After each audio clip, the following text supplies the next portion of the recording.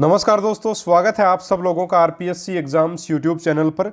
साथियों, आज के इस वीडियो में अपन विज्ञान का मॉडल पेपर 8 करेंगे। 7 पेपर पहले अपलोड कर चुका हूं साथियों, बिल्कुल नए पाठ्यक्रम पर आधारित ये अपना पेपर रहेगा, जिसमें राजस्थान बोर्ड 2019-20 में चलने वाली पुस्तकों से प्रश्न लिए गए हैं, साथ ही वर्तमान पुस्तकों से भी कुछ प्रश्न उठाए गए हैं।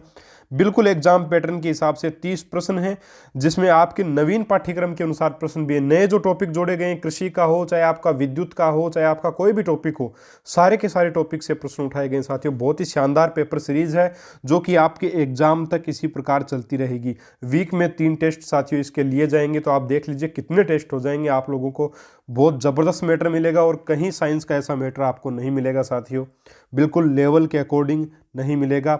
सारा का सारा मैटर मैंने करवा दिया साइंस का। डिस्क्रिप्शन बॉक्स में सारी प्लेलिस्ट के लिंक्स मिल जाएंगे आपको। अगर आप नोट्स लेना चाहते हो, डिस्क्रिप्शन बॉक्स में हमारे इंस्टा मोजो स्टोर का लिंक भी मिल जाएगा। सारे नोट्स आप वहाँ से ले सकते हो, हिंदी साइको सब बिल्कुल नए सिलेबस के अकॉर्डिंग सारा मैटर वहाँ आपको उपलब्ध हो जाएगा। चलिए स्टार्ट कर लेते हैं टेस्ट को कि प्रोटीन में कौन सा तत्व पाया जाता है। यह आपका पहला प्रश्न है। कैल्शियम, मैग्नीशियम, बोरोन या नाइट्रोजन। साथियों यहाँ पे आपका उत्तर होगा नाइट्रोजन। नाइट्रोजन जो है वो प्रोटीन में पाया जाता है। और साथियों मैं आपको कहना चाहूँगा कि टेस्ट देने के बाद डिसाइड कीजिएगा, अगर पहली बार आए हैं चैनल के ऊपर तो टेस्ट देने के बाद पूरा टेस्ट करना, उसके बाद डिसाइड करना कि आपको सब्सक्राइब करना है या नहीं। चलिए दूसरा प्रश्न है, हाथ में अंगुलीय अस्थियां व अंगूठा अस्थियों की संख्या का अनुपात कितना होता है। बहुत ही बढ़िया प्रश्न है साथियों। इसका आंसर क्या होगा, देखिए ऑप्शन नंबर 1 12:1, ऑप्शन 2 6:1, ऑप्शन आपका 3 है 3:2 और ऑप्शन 4 है 2:3। तो यहाँ पे आपका उत्तर होगा साथियों 6:1। ऑप्शन नंबर 2 देखिए, अंगुला अस्थियां जो है वो कितनी होंगी, आपकी टोटल होंगी 12 साथियों। ठीक है, कितनी अंगुलियां होती हैं अपनी, 4 अंगुली होती हैं एक हाथ में। ठीक है, एक हाथ की बात की जा रही है। और उसके बाद में गुणा करेंगे उसको कितना, 3 से, तो 4 तिये कितने होते हैं, 12 होते हैं साथियों। 4 तिये कितने हो जाएंगे आपके, 12 हो जाएंगे। तो यहाँ पे 12 आपकी अंगुला अस्थियां हो जाएंगी। अंगूठा अस्थियां, अंगूठे में 2 अस्थियां होती हैं। ठीक है, तो यहाँ पे आपका 2 आ जाएगा, तो 12:2 यानी कि आपका उत्तर आ जाएगा साथियों। यहाँ पे देखिए 3 किस प्रकार से होती है अंगुलियों में, कि अपन देखते हैं कि 3 जगह से अंगुली को अपन मोड़ सकते हैं, एक प्रकार से 3 जगह से मोड़ सकते हैं, लेकिन अंगूठे को केवल 2 जगह से ही मोड़ा जा सकता है, इसलिए उसमें 2 होंगी। और अंगूठा 1 होता है, तो 2 1 कम 2, 12:2 यानी कि 6:1 उत्तर आएगा। बहुत ही बढ़िया प्रश्न, और निश्चित रूप से ऐसे प्रश्न आने योग्य होते हैं। दूसरा ऑप्शन यहाँ पे आपका सही उत्तर रहेगा। अगला आपका प्रश्न है कि बीसीजी का टीका किस रोग से बचाव के लिए लगाया जाता है। 1 डिप्थीरिया, 2 क्षय रोग, 3 कुष्ठ रोग या 4 आपका पीलिया। तो देखिए साथियों, जो बीसीजी का टीका है वो आपका क्षय रोग के उपचार के लिए, यानी क्षय रोग यानी कि जिसको तपेदिक भी बोलते हैं और टीबी भी बोलते हैं, तपेदिक भी इसी को बोला जाता है, याद रखिएगा इसको। तपेदिक या टीबी एक ही बात है, या क्षय रोग एक ही बात है, और इसमें बीसीजी का टीका जो वो इसके बचाव के लिए लगाया जाता है। साथियों जब मैंने टेस्ट पढ़ाया था तब क्षय रोग में ही इसको बताया था, लेकिन टेस्ट में उस समय गलती से कुछ रोग बोल दिया था, उसके लिए माफ़ी चाहूँगा। यहाँ पे उत्तर सही रहेगा इसका क्षय रोग। ठीक है, चलिए आगे बढ़ते हैं। आपका चौथा प्रश्न है कि राइबोसोम के लिए असत्य कथन है। सॉरी, पहला ऑप्शन है यह आरएनए व प्रोटीन के बने होते हैं। दूसरा ऑप्शन है राइबोसोम की चारों ओर झिल्ली नहीं पाई जाती है, चारों ओर झिल्ली नहीं पाई जाती है। तीसरा ऑप्शन है यूकेरियोटिक कोशिकाओं में 80S प्रकार के राइबोसोम पाए जाते हैं। इसके अलावा चौथा ऑप्शन है राइबोसोम खुरदरी अंतःद्रवी जालिका के अंदर पाए जाते हैं। जो कि देखिए साथियों, यहाँ पे अपने को असत्य कथन बताना है। तो बाकी आरएनए व प्रोटीन के बने होते हैं, सही बात है। इसके चारों तरफ झिल्ली नहीं पाई जाती, ये भी सही बात है। और यूकेरियोटिक कोशिकाओं में 80S प्रकार के राइबोसोम पाए जाते हैं, ये भी सही बात है। और प्रोकैरियोटिक में यही 70S प्रकार के पाए जाएंगे। ठीक है, ये भी ध्यान में रखना है। इसके अलावा राइबोसोम खुरदरी अंतःपर्दवी जालिका के साथियों अंदर नहीं पाए जाते, उसके ऊपर दानों के रूप में पाए जाते हैं। तो ऊपर पाए जाते हैं, अंदर नहीं पाए जाते। ऑप्शन नंबर 4 यहाँ पे गलत है। इसलिए जो ये ऑप्शन अपने को असत्य कथन बताना है राइबोसोम के लिए, तो असत्य कथन आपका कौन सा हो जाएगा, ऑप्शन नंबर आपका 4 यहाँ पे बिल्कुल सही उत्तर इस प्रश्न का हो जाएगा। चलिए आगे बढ़ते हैं। अगला आपका प्रश्न है, पांचवा प्रश्न की लाइपेज एंजाइम का कार्यस्थल क्या है। लाइपेज एंजाइम का कार्यस्थल क्या है, अग्नाशय है, आमाशय है, छोटी आंत है या बड़ी आंत है। तो देखिए साथियों, कार्यस्थल अपने को पूछा है। वैसे सब लोग जानते हैं कि अग्नाशय जो है वो लाइपेज एंजाइम को स्रावित करता है। लाइपेज एंजाइम जो है वो किसके द्वारा स्रावित किया जाता है, अग्नाशय के द्वारा स्रावित किया जाता है। लेकिन यहाँ पूछा क्या गया है, कार्यस्थल, वह कार्य कहाँ जाके करता है, तो साथियों वह छोटी आंत में कार्य करता है, इसलिए ऑप्शन नंबर 3 यहाँ पे आपका सही उत्तर होगा। बहुत बार ऐसे प्रश्न पूछे जाते हैं। चलिए छठा आपका प्रश्न है कि युग्मनज में केंद्रकों की संख्या कितनी होती है। यह प्रश्न मुझे पर्सनली पूछा गया है काफी बच्चों के द्वारा। यहाँ पे ऑप्शन नंबर 1 है, 2 सही है, 3 या 4, कौन सा ऑप्शन सही होगा साथियों। इसमें ऑप्शन जो सही होगा वो होगा आपका ऑप्शन नंबर 1, यानी कि युग्मनज, युग्मनज यानी जायगोट, जायगोट में केंद्रकों की जो संख्या है वो 1 होगी। कैसे, देखिए आपका अंडाणु और शुक्राणु मिलकर के उसके केंद्रक भी आपस में मिल जाते हैं, संलयित हो जाते हैं, ठीक है, तब जाके युग्मनज का निर्माण, जायगोट का निर्माण होता है। तो भाई एक दूसरे में जब मिल ही गए तो केंद्रक भी क्या हो जाएगा, 1 ही हो जाएगा। तो उत्तर 1 आएगा यहाँ पे, ऑप्शन नंबर 1 बिल्कुल सही होगा। अब देखिए साथियों, काफी बच्चे पूछते हैं कि सर इतने आसान प्रश्न आते हैं क्या रीट में। आप उठा के देख लीजिए पेपर, अभी तक के पेपरों में एक भी ऐसा पेपर नहीं है जिसमें साइंस का बहुत कठिन लेवल आया हो और किताबों से बाहर आया हो। 6ठी से लेकर 10वीं तक की किताबों से ही मैटर आता है और प्रश्न भी इसी प्रकार के आते हैं, और इसीलिए मैं ऐसे प्रश्न आपको एग्जाम तक करवाता रहूँगा। साथियों सब्सक्राइब कर लीजिएगा चैनल को अगर आपको ज़बरदस्त तैयारी करनी है। चलिए आगे बढ़ते हैं। 7 का आपका प्रश्न और बिल्कुल फ्री में मैटर है, डेडिकेशन के साथ आप लोगों के लिए मेहनत कर रहा हूं, निश्चित रूप से आपको सफलता मिलेगी। और साथियों आपको हिंदी संस्कृत के बीच ज़बरदस्त जो है वो मॉडल पेपर देखने को मिलेंगे, बिल्कुल आपके पेपर पैटर्न के अकॉर्डिंग मिलेंगे, नए सिलेबस के अकॉर्डिंग मिलेंगे। 7 का आपका प्रश्न है कि कार्य के लिए असत्य कथन है। बिल्कुल नया टॉपिक जोड़ा गया, कार्य। कार्य एक अदिश राशि है, बल तथा बल की दिशा में विस्थापन का गुणनफल ही कार्य है।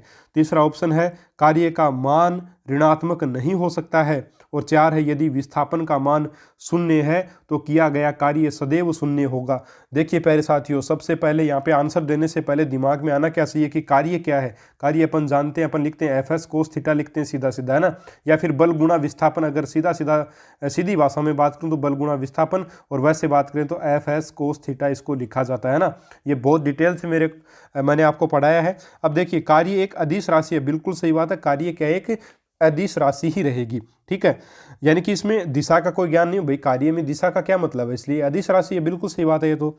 और अपने को असत्य कथन बताना है तो देखिए दूसरा ऑप्शन है बल तथा बल की दिशा में विस्थापन का गुणनफल ही कार्य है, तो ये बात भी बिल्कुल सही है।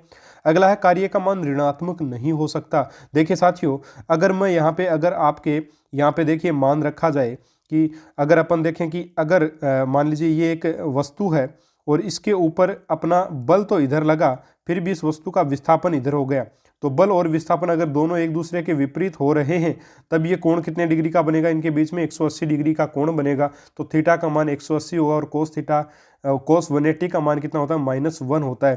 तो यानी कि ऋणात्मक मान भी होता है निश्चित रूप से। कार्य का मान क्या होता है, ऋणात्मक भी होता है साथियों। अगर कार्य का मान ऋणात्मक होता है तो फिर यहाँ लिखा है कि नहीं होता, इसलिए यही असत्य कथन हो जाएगा। तो ऑप्शन 3 यहाँ पे बिल्कुल सही उत्तर रहेगा। और ऑप्शन 4 की बात करूँ तो विस्थापन का मान 0 होता, 0 है तो किया गया कार्य सदैव 0 होगा। निश्चित रूप से FS cos थीटा इसका जो सूत्र होता है, और S क्या किसको दिखाता है, यहाँ पे विस्थापन को दिखाता है। और अगर S का मान, विस्थापन का मान ही अगर 0 है तो निश्चित रूप से पूरा किया गया कार्य क्या होगा, 0 हो जाएगा। भाई इस बिंदु से A ने चलना शुरू किया और इतना दूर घूम करके वापस इसी बिंदु पर आ गया, तो किया गया क्या कार्य क्या होगा, बिल्कुल 0 ही तो होगा, ठीक है।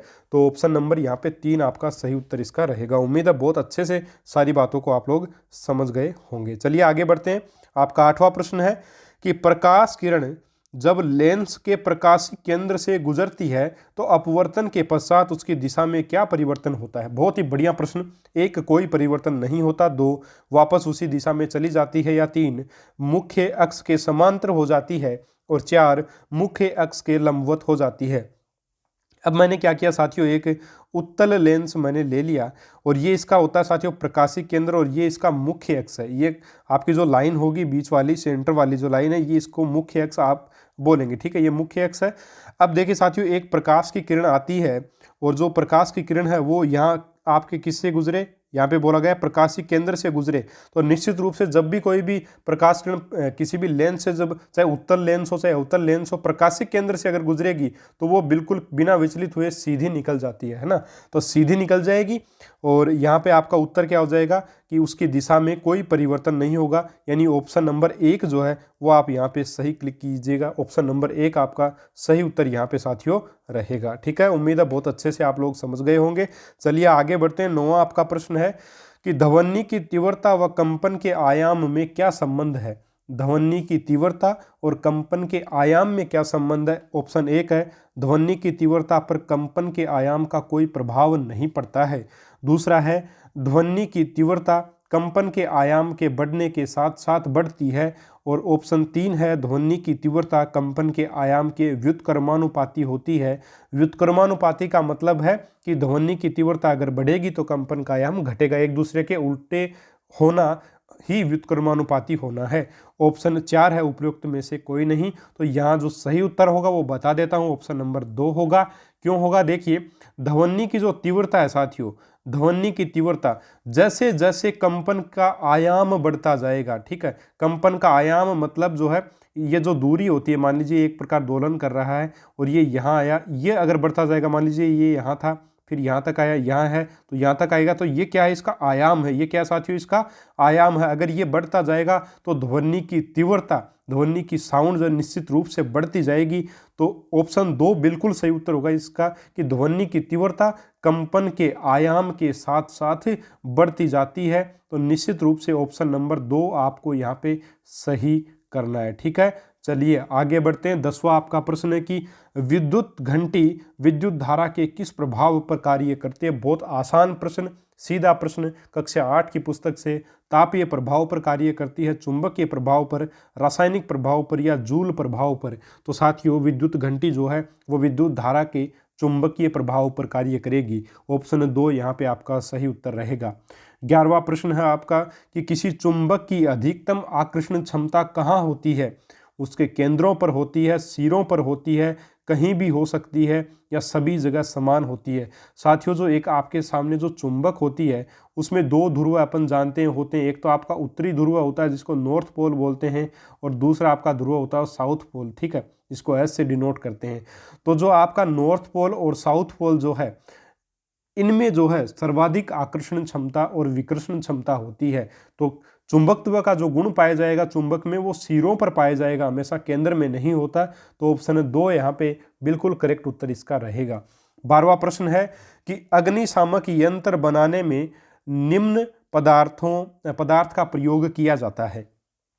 1 सोडियम कार्बोनेट का, 2 सोडियम हाइड्रोजन कार्बोनेट का, 3 आपका है प्लास्टर ऑफ पेरिस का, और 4 है सोडियम क्लोराइड का। तो साथियों अग्निशामक यंत्र बनाने में सोडियम हाइड्रोजन कार्बोनेट का उपयोग किया जाता है। सोडियम हाइड्रोजन कार्बोनेट का जो उपयोग है आपका वो किस में किया जाएगा, अग्निशामक यंत्र में किया जाएगा। और साथियों ये दिया गया आपकी कक्षा 10 की जो पुस्तक है दैनिक जीवन में रसायन, उसमें से ये जो प्रश्न है वो उठाया गया है। बहुत ही बढ़िया प्रश्न, ऐसे प्रश्न आते हैं। तो इस प्रश्न का जो उत्तर होगा वो होगा सोडियम हाइड्रोजन कार्बोनेट, और इसका उपयोग अग्निशामक यंत्र बनाने में किया जाता है। बहुत बढ़िया प्रश्न है, ध्यान में रखिएगा।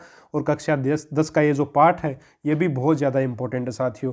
और आज सुबह जो वीडियो अपलोड किया गया है आपके चिंतन वाले टॉपिक का, साइकोलॉजी में चिंतन का टॉपिक है, उसके 30 प्रश्न अपलोड किए गए हैं। वो अगर नहीं देखा जरूर देखिएगा, बहुत शानदार प्रश्न है, पूर्व परीक्षाओं में आए हुए प्रश्न सारे के सारे। 13वां आपका प्रश्न है साथियों, ओरनोल प्राप्त किया जाता है। 1 एसीटोनाइट्राइल के बहुलकीकरण से, 2 एथिलीन ग्लाइकोल के बहुलकीकरण से, 3 एस्टर के बहुलकीकरण से, या 4 विस्कोस से। तो देखिए साथियों ओरनोल जो है वो आपका एसीटोनाइट्राइल के बहुलकीकरण से प्राप्त किया जाता है। तो ऑप्शन नंबर 1 यहाँ पे सही होगा। अपना अगला प्रश्न है कि रात को आसमान में तारे जो वो टिमटिमाते हुए क्यों दिखाई देते हैं, किस प्रभाव के कारण। वायुमंडलीय परिवर्तन के कारण, ठीक है, या फिर आपका वायुमंडलीय विवर्तन के कारण। यहाँ पे परिवर्तन नहीं है, वैसे ये परावर्तन होगा साथियों। वायुमंडलीय परावर्तन कर लीजिएगा इसको, परावर्तन के कारण, वायुमंडलीय विवर्तन के कारण, वायुमंडलीय अपवर्तन के कारण, या वर्ण विक्षेपण के कारण। तो यहाँ पे बिल्कुल सही आपका उत्तर होगा साथियों ऑप्शन नंबर 3 जो है वायुमंडलीय अपवर्तन के कारण जो वो तारे हमें टिमटिमाते हुए दिखाई देते हैं, क्योंकि अपने से बहुत ज़्यादा दूर हैं, वैसे सीधे नहीं दिख सकते अपने को, इसलिए वायुमंडलीय अपवर्तन के कारण ऐसा जो वो होता है। अगला आपका प्रश्न है 15 नंबर, किस ग्रह का परिक्रमण काल सबसे छोटा होता है? निश्चित रूप से आप जानते हो कि सूर्य के चारों तरफ जो चक्कर लगाते हैं एक प्रकार से वो अपने ग्रह हैं, और सबसे सूर्य के पास में कौन है? आपका बुध ग्रह जो वो सबसे पास में है। तो सूर्य के चारों तरफ जो चक्कर लगाते हैं उसी को परिक्रमण काल अपन बोलते हैं। तो बुध ग्रह का परिक्रमण काल सबसे छोटा है क्योंकि बुध ग्रह सबसे पास में है। तो उत्तर नंबर 1 यहाँ पे ऑप्शन नंबर 1 बिल्कुल सही होगा, बुध ग्रह इसका आंसर जो वो हो जाएगा। चलिए आगे बढ़ते हैं। आपका अगला प्रश्न है, औषधि, मरहम आदि बनाने में ऑक्सीजन के किस ऑक्साइड का उपयोग किया जाता है? Option 1 carbon dioxide, option 2 aluminium oxide, option 3 zinc oxide, option 4 calcium oxide. तो यहाँ पे आपका जो उत्तर होगा साथियों वो होगा जिंक ऑक्साइड, ZnO से जिसे डिनोट किया जाता है। यानी कि जिंक ऑक्साइड का उपयोग औषधि, मरहम आदि बनाने में किया जाता है। मोस्ट इंपॉर्टेंट प्रश्न है, पूछा जा सकता है, याद रखिएगा साथियों इसको। अगला आपका प्रश्न है कि नाइट्रोजन की खोज किसने की थी? बहुत ही बढ़िया प्रश्न पूछ लिए जाते हैं, खोज वाले प्रश्न भी सीधे सीधे। हेनरी कैवेंडिश ने, डेनियल रदरफोर्ड ने, सीले ने, या 4 उपरोक्त में से कोई नहीं? तो यहाँ पे आपका आंसर होगा साथियों डेनियल रदरफोर्ड। ऑप्शन नंबर 2 जो है वो बिल्कुल करेक्ट उत्तर रहेगा। देखिए साथियों कितने शानदार प्रश्न आप लोगों को बिल्कुल मुफ्त में मिल रहे हैं। आपको नए देखिए कुछ कोचिंग्स जो वो क्या कर रही हैं कि पेपर तो आपको दे रही हैं निश्चित रूप से, प्रश्न भी उसमें बढ़िया हैं, लेकिन वो स्तर से काफ़ी ज़्यादा बाहर जा रहे हैं, सिलेबस से भी कभी कभी बाहर चले जाते हैं। तो ऐसे प्रश्नों को करने का मेरे हिसाब से कोई औचित्य नहीं निकलता है। बिल्कुल लेवल के अनुसार पढ़ा जाए, सटीक पढ़ा जाए, वो सबसे बेस्ट रहता है। फ़ायदा उसी से एग्ज़ाम में मिलता है। निश्चित तौर पे आपको ज्ञानी नहीं बनना है, अपने को सिलेक्शन लेना है, और ज्ञानी बनने के लिए समय बहुत है साथियों, सिलेक्शन के लिए समय अपने को कम है अभी। तो सिलेक्शन लेना है अपने को, और जो सिलेबस है उससे बाहर नहीं जाना है, क्योंकि सिलेबस से बाहर अगर प्रश्न जाता है तो फिर यही कोचिंग वाले रिट लगवा देते हैं कि ये क्वेश्चन जो वो सिलेबस से बाहर है, और कोर्ट को फिर बोनस अंक के लिए बोलना पड़ता है बोर्ड को, और 2-3 प्रश्न इसीलिए बोनस अंक में चले जाते हैं। एक आधा तो गलत कर देता है, बोर्ड खुद गलत कर देता है, गलती हो जाती है इंसान से, ठीक है, तो गलत तो हो जाता है, एक आधा प्रश्न आउट ऑफ सिलेबस हो जाता है, इस वजह से बोनस अंक मिल जाते हैं। तो घबराने की कोई आवश्यकता नहीं, अगर आउट ऑफ सिलेबस आएगा तो आपको बोनस अंक निश्चित तौर पर दे करके जाएगा। और प्रश्न आएंगे आपके कक्षा 6 से लेकर 10 तक की पुस्तकों से ही, ये निश्चित मानिएगा। 18वां आपका प्रश्न है कि निम्न में से गंधक का अम्ल किसे कहते हैं? 1 सल्फ्यूरिक अम्ल को, 2 नाइट्रिक अम्ल को, 3 हाइड्रोक्लोरिक अम्ल को, और 4 है एसिटिक एसिड को। तो देखिए साथियों इसका जो आंसर रहेगा इस प्रश्न का वो रहेगा आपका सल्फ्यूरिक अम्ल H2SO4। H2SO4 जो है उसको गंधक का अम्ल भी कहते हैं। इसका रासायनिक नाम है सल्फ्यूरिक अम्ल, और H2SO4 इसका रासायनिक सूत्र है। नाइट्रिक अम्ल का रासायनिक सूत्र देखें तो वो आपका जो हो जाएगा वो हो जाएगा HNO3, इसका रासायनिक सूत्र है HNO3। वहीं अगर हाइड्रोक्लोरिक एसिड सब लोग जानते हैं अम्लराज, ठीक है, HCl ये रहेगा। एसिटिक एसिड जो वो CH3COOH ये आपका क्या रहेगा? एसिटिक एसिड का रहेगा, ठीक है साथियों। तो ऑप्शन नंबर 1 यहाँ पे आपका बिल्कुल सही उत्तर जो वो रहेगा, सल्फ्यूरिक अम्ल को ही गंधक का अम्ल कहा जाता है। और 20वां आपका प्रश्न है कि चाशनी में से शक्कर पृथक करने व मिश्री बनाने में पदार्थ के शुद्धिकरण की कौन सी विधि काम में ली जाती है? निस्यंदन, क्रिस्टलीकरण, ऊर्ध्वपातन या विभेदी निष्कर्षण। साथियों ये प्रश्न आपके NCERT की किताब से लिया गया है, ठीक है, बहुत ही बढ़िया प्रश्न है इसलिए लिया गया है, देखिए पूछा जा सकता है। तो यहाँ पे निश्चित रूप से चाशनी में से शक्कर जो बिल्कुल छोटे छोटे टुकड़े इसके अपन निकालने पड़ेंगे ना, मिश्री वगैरह बनाने में मिश्री के टुकड़े थोड़े बड़े होंगे, शक्कर के थोड़े छोटे हो जाएंगे। तो ये इस प्रकार से क्रिस्टल अपने को प्राप्त करने पड़ेंगे। क्या करने पड़ेंगे? क्रिस्टल प्राप्त करने पड़ेंगे। और जिस विधि में अपन क्रिस्टल प्राप्त करते हैं उसको क्रिस्टलीकरण कहते हैं। और क्रिस्टलीकरण जो है वो साथियों आपका क्या है? भौतिक परिवर्तन है, न कि रासायनिक परिवर्तन। ये एक भौतिक परिवर्तन है और इसको अपन उत्क्रमणीय परिवर्तन भी बोल सकते हैं। ये आपका जो चाशनी से मिश्री बनाना है ये उत्क्रमणीय परिवर्तन भी जो है वो कहा जा सकता है। तो ऑप्शन यहाँ पे 2 सही रहेगा। अगला आपका प्रश्न है 20वां प्रश्न कि जल के 2.5 मोल में ऑक्सीजन के परमाणुओं की संख्या ज्ञात करो। ऑप्शन 1 है 15.055 गुणा 10 की घात 23, ऑप्शन 2 है 15.055 गुणा 10 की घात 22, और तीसरा ऑप्शन है 6.022 गुणा 10 की घात 23, और चौथा और लास्ट ऑप्शन है 6.022 गुणा 10 की घात 22। देखिए साथियों, यहाँ पे अपने को परमाणुओं की संख्या पूछा है जल में, ठीक है। जल का सूत्र क्या होता है, H2O होता है आपका जल का सूत्र। उसमें अपने को, और H2O के कितने मोल हैं, ये तो 1 मोल हो गया भाई, ये तो कितना मोल है, 1 मोल है, और 2.5 मोल कितने हो जाएंगे, तो 2.5, और H2O अपने पास आ जाएगा। अब देखिए प्यारे साथियों, यहाँ पे ऑक्सीजन के परमाणुओं की संख्या पूछी है। अब यहाँ पे ऑक्सीजन का परमाणु कितना है, 1 ऑक्सीजन का परमाणु है। और साथियों, किसी भी पदार्थ में जो मतलब उसके संयोजी जो पदार्थ हैं, जैसे यहाँ पे हाइड्रोजन और ऑक्सीजन है, तो ऑक्सीजन के परमाणुओं की संख्या कितनी होगी, ऑक्सीजन के परमाणुओं की संख्या वही होगी जो अवोगाद्रो संख्या का मान होता है, ठीक है।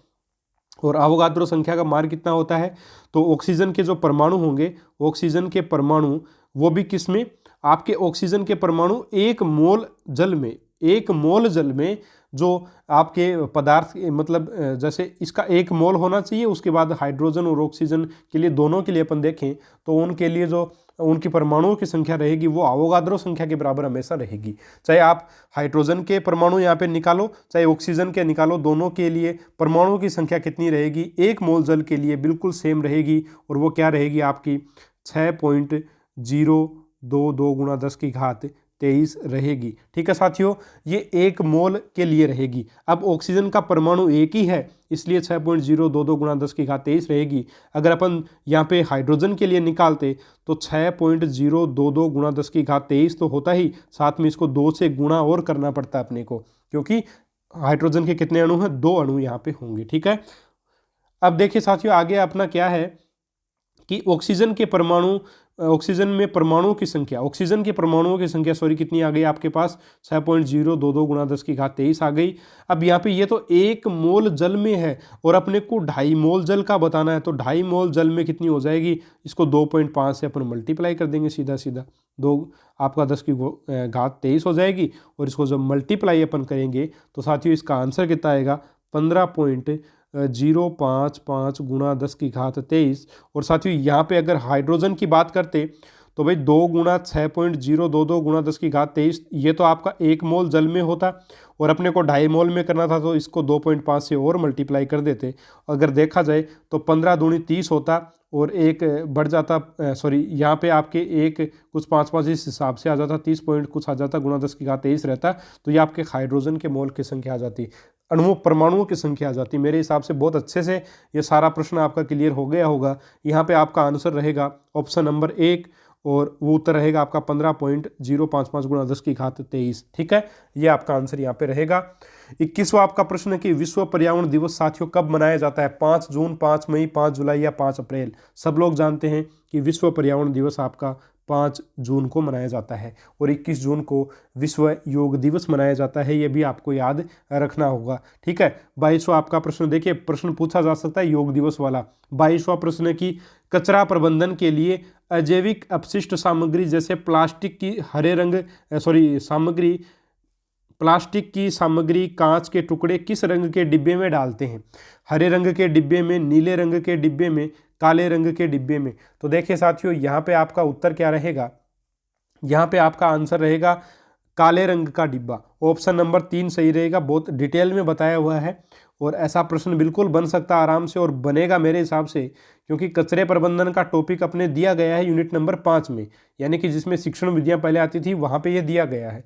अब नया टॉपिक जुड़ा प्रश्न बन सकता है, और डिब्बों वाले से ही बन सकता है कि हरा डिब्बा किस काम आएगा, नीला किस काम आएगा, काले रंग के डिब्बे किस काम में आएंगे, ठीक है। इस प्रकार की चीज़ें, तो हरे रंग के डिब्बे में तो सूखी जो चीज़ें, जैसे कचरा अपना सूखा जो कचरा है वो डालते हैं, नीले रंग वाले में थोड़ा जैसे गीला वगैरह हो गया कचरा, छिलके वगैरह है ना, इस प्रकार के अपशिष्ट जो पदार्थ हैं जो एक प्रकार से जो खत्म हो सकते हैं आपके, है ना, निम्नीकरणीय जो होते हैं, जैव निम्नीकरणीय, वो पदार्थ इसमें डाल सकते हैं। लेकिन काले रंग के डिब्बे में जो अजैव निम्नीकरणीय पदार्थ, जैसे आपका प्लास्टिक की सामग्री हो गई, कोई कांच के टुकड़े हो गए, कोई सिरिंज वगैरह, दवाई वगैरह के हो गए रेपर, तो उनको अपन काले रंग के डिब्बे में डालते हैं। ऑप्शन 3 यहाँ पे आपका सही उत्तर जो वो रहेगा साथियों, ठीक है। चलिए आगे बढ़ते हैं। 23वां आपका प्रश्न है कि राजस्थान के किस जिले में सरसों का सर्वाधिक उत्पादन होता है। राजस्थान के किस जिले में सरसों का सर्वाधिक उत्पादन होता है? हनुमानगढ़, श्रीगंगानगर, अलवर और भरतपुर। जिसने मेरा ट्रिक वाला वीडियो देखा वो प्रश्न ऑप्शन देखने की उसको आवश्यकता नहीं है। साथियों सरसों देखिए अपन ने याद किया था, इसका आंसर होगा श्रीगंगानगर। गंगा में क्या है? पानी है, और पानी से अपन क्या करते हैं? नहाते हैं। नहाने के बाद अपन क्या खाते हैं? खाना खाते हैं। खाने में अपन गेहूं की रोटी खाते हैं, साथ में सरसों का साग खाते हैं, और मीरा के क्या सुनते हैं? भजन सुनते हैं। तो मीरा से तो तारा मीरा आपका हो जाएगा, ठीक है। मीरा से क्या हो जाएगा? तारा मीरा हो गया। सरसों से सरसों, गेहूं, गेहूं, सरसों और तारा मीरा, ये तीनों के तीनों सबसे ज़्यादा कहाँ होते हैं? श्रीगंगानगर में होते हैं। ऑप्शन नंबर 2 यहाँ पे सही होगा। तीनों फसलें एक साथ याद हो जाएंगी आपको। ट्रिक का वीडियो भी डिस्क्रिप्शन बॉक्स में है। जो रीट साइंस न्यू टॉपिक्स वाली जो प्लेलिस्ट है आपकी, उसमें चौथे नंबर का वीडियो आपका ट्रिक वाला ही है। तो फसलों की ट्रिक्स बहुत शानदार तरीके से बताई गई हैं, अच्छे से याद हो जाएगा, देख लीजिएगा। 24वां आपका प्रश्न है कि विज्ञान शिक्षण में विद्यार्थियों की अधिगम कठिनाइयों के निदान के उपरांत किस प्रकार के शिक्षण की व्यवस्था की जानी चाहिए? एक, सूक्ष्म शिक्षण। और साथियों इस प्रकार के प्रश्नों में ऑप्शन अपन ज़्यादा देखने की आवश्यकता नहीं है। निदान के उपरांत क्या होता है? उपचार होता है। निदान के उपरांत क्या होगा? उपचार होगा। तो ऑप्शन नंबर 4 यहाँ पे सीधा सीधा सही आंसर इसका हो जाएगा। अगला आपका प्रश्न है, सूक्ष्म से स्थूल की ओर किस शिक्षण विधि का सूत्र है? संश्लेषण विधि, विश्लेषण विधि, आगमन विधि, निगमन विधि। सूक्ष्म से स्थूल की ओर, सूक्ष्म से स्थूल की ओर, इसका मतलब निगमन, यानी कि सूक्ष्म से स्थूल यानी सूत्र से उदाहरण की ओर, ठीक है। सूत्र से उदाहरण की ओर जिस विधि में चला जाता है उसी में सूक्ष्म से स्थूल की ओर चला जाएगा, क्योंकि सूत्र जो होता है वो क्या होता है? सूक्ष्म होता है। उदाहरण क्या होता है? स्थूल, बड़ा होता है। तो सूक्ष्म से स्थूल की ओर, तो सूत्र से उदाहरण की ओर यानी निगमन विधि यहाँ पे आपका सही उत्तर होगा। और स्थूल से सूक्ष्म की ओर देता तो आगमन विधि हो जाता। 25वां आपका प्रश्न की प्रयोग प्रदर्शन विधि नहीं है। 1, मितव्ययी एवं सरल। 2, प्रयोग पर आधारित। 3, शिक्षक केंद्रित। और 4 है छात्र केंद्रित। तो देखिए साथियों, प्रयोग प्रदर्शन विधि जो है वो शिक्षक केंद्रित नहीं बोल सकते अपन, क्योंकि ज़्यादातर, हालांकि प्रयोग जो है सॉरी गले में थोड़ी प्रॉब्लम हो गई है। प्रयोग प्रदर्शन विधि में जो है क्या होता है कि शिक्षक ही प्रयोग करता है, ये बात सही है आपकी। शिक्षक प्रयोग करके बच्चों को दिखाएगा, शिक्षक ही अपने मतलब प्रयोग करके बच्चों को दिखाता है कि इस चीज़ से ये बनता है या ये होता है। तो ये शिक्षक प्रयोग जरूर करेगा, लेकिन जो बच्चे सामने बैठे हुए हैं ये बच्चे जो है इस प्रयोग को देखते हैं, और साथ साथ में टीचर जो है इन बच्चों से प्रश्न पूछता रहता है, जिससे बच्चों की जिज्ञासा बनी रहती है और बच्चों का ध्यान किस पे होता है? आपके प्रयोग पे होता है। इसलिए यह छात्र केंद्रित विधि भी है। शिक्षक केंद्रित थोड़ी सी है, लेकिन छात्र केंद्रित इसको ज़्यादा बोलेंगे अपन, है ना। तो प्रयोग प्रदर्शन विधि नहीं है, शिक्षक केंद्रित यहाँ पे आपका सही उत्तर रहेगा साथियों। बाकी ऑप्शन प्रयोग पर आधारित भी है, मितव्ययी एवं सरल भी है, छात्र केंद्रित भी निश्चित तौर पर है। तो ऑप्शन नंबर 3 के साथ जाना पड़ेगा, शिक्षक केंद्रित, ठीक है। चलिए 27वां प्रश्न की परीक्षा प्रतिमान का प्रतिपादन किसने किया? हर्बर्ट स्पेंसर ने, रिचर्ड सचमैन ने, फिलेंडर ने या मॉरिसन ने। बहुत बार पूछा गया प्रश्न और आराम से आंसर बता सकते हैं। रिचर्ड सचमैन ने जो है वो परीक्षा प्रतिमान यानी प्रश्न पूछना, एक प्रकार से ऐसा प्रतिमान जिसमें प्रश्न पूछे जाते हैं वही होता है परीक्षा प्रतिमान। ऑप्शन नंबर 2 बिल्कुल सही होगा। 28वां प्रश्न है कि सामान्य विज्ञान संबंधी योग्यताएं हैं। 1, वैज्ञानिक पदावली का प्रयोग। 2, वैज्ञानिक यंत्रों एवं उपकरणों का प्रयोग। 3, पद्धतों के विश्लेषण एवं व्याख्या की योग्यताएं। और 4, उपयुक्त सभी। तो यहाँ पे सामान्य विज्ञान संबंधी योग्यताएं क्या? आपका 28 का जो उत्तर होगा वो साथियों होगा आपका सामान्य जो योग्यताएं हैं वो सारी की सारी हैं। ऑप्शन 4 यहाँ पे सही उत्तर रहेगा। 29वां आपका प्रश्न है कि निम्न में से कौन सी उच्च प्राथमिक स्तर पर विज्ञान की सीखने सिखाने की मुख्य परीक्षा है? 1, प्रश्न और जांच पड़ताल कौशलों का अर्जन करना। 2, साहित्यिक साक्षरता का निर्माण करना। 3, विज्ञान और कला के अंतर संबंधों को समझना। 4 है प्रतियोगिता परीक्षाओं के लिए शैक्षणिक श्रेष्ठता का अर्जित करना, ठीक है, श्रेष्ठता अर्जित करना। यहाँ पे कौन सा ऑप्शन सही होगा? देखिए इसमें सही उत्तर रहेगा, देखिए उस प्राथमिक स्तर पर विज्ञान की सीखने सिखाने की मुख्य परीक्षा क्या है? वो आपके प्रश्न और जांच पड़ताल कौशलों का अर्जन करना। काफ़ी बड़ी परीक्षा होती है, काफ़ी बड़ी समस्या होती है। तो ऑप्शन 1 यहाँ पे सही उत्तर इसका रहेगा। 30वां आपका प्रश्न है कि विज्ञान के अध्ययन का मुख्य उद्देश्य क्या है? विज्ञान के अध्ययन का जो मुख्य उद्देश्य है वो क्या है? प्रकृति का क्रमबद्ध अध्ययन। निश्चित रूप से पहला ही ऑप्शन आपका सही हो जाएगा। दूसरा ऑप्शन देख लेते हैं कि क्रिया प्रतिक्रिया का क्रमबद्ध एवं प्रमाणिक ज्ञान प्राप्त करना। तो क्रिया प्रतिक्रिया का नहीं है, प्रकृति का आएगा, है ना। तो ऑप्शन 1 सही है अभी तक, ऑप्शन 2 नहीं होगा। विषय विशेष का विस्तृत अध्ययन करना, यह भी नहीं है। और प्रचलित अंधविश्वासों के कारणों की खोज करना। बात तो देखिए, थोड़ी थोड़ी बातें आपको सारी सही लगेंगी, लेकिन विज्ञान का जो मुख्य उद्देश्य है वो साथियों आपको क्या है, मुख्य उद्देश्य आपको पूछा गया है। तो मुख्य उद्देश्य सबसे पहले मेरे नोट्स में लिखा हुआ है आपको कि प्रकृति का क्रमबद्ध अध्ययन करना ही जो है विज्ञान का मुख्य उद्देश्य है। ऑप्शन 1 जो है बिल्कुल सही उत्तर इसका रहेगा। इस प्रकार 30 प्रश्न संपन्न होते हैं। 30 में से आपके कितने सही हुए, प्रश्न कैसे लगे कमेंट करके जरूर बताइएगा। और साथियों नीचे अगर आप पहली बार आए हैं चैनल के ऊपर, टेस्ट पहली बार दिया, अच्छा लगा टेस्ट, निश्चित रूप से आप चैनल को प्लीज़ सब्सक्राइब जरूर करिएगा, बेल आइकॉन को प्रेस कीजिएगा और नोटिफिकेशन को ऑल पे कर दीजिएगा, आपको नोटिफिकेशन मिलना प्रारंभ हो जाएंगे। ठीक है, इसके अलावा आप हमारे टेलीग्राम ग्रुप को भी ज्वाइन कर सकते हैं। अगर आपके पास नोटिफिकेशन फिर भी नहीं आते हैं तो मैं वीडियोज़ को वहाँ भी डाल देता हूँ साथियों। तो अगर आप सब्सक्राइब कर चुके हैं, बेल आइकॉन प्रेस कर चुके हैं, ऑल नोटिफिकेशन कर चुके हैं, फिर भी नोटिफिकेशन नहीं मिल रहे हैं, तो टेलीग्राम ग्रुप का लिंक डिस्क्रिप्शन बॉक्स में है, आपको वहाँ पे जो वो आपका प्रत्येक वीडियो का लिंक हर रोज़ मिल जाता है। ठीक है साथियों, उसको ज्वाइन कर लीजिएगा। नोट्स लेना चाहते हो नोट्स ले सकते हो, आपकी मर्जी है। और मिलेंगे साथियों अपन अगले वीडियो में एक और शानदार टेस्ट के साथ। तब तक के लिए जय हिंद, जय भारत, नमस्कार।